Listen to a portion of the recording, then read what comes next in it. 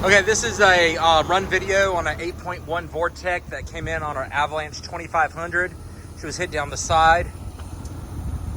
Runs fantastic.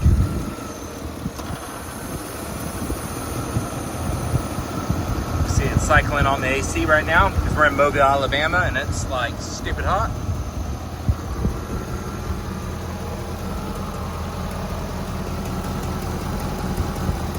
This motor does not smoke in any sort of way.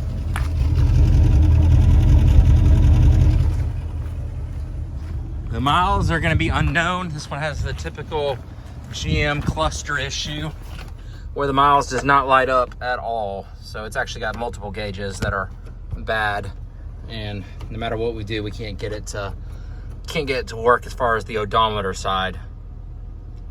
But she does run very well.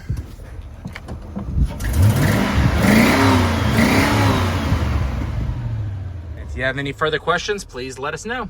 Thank you.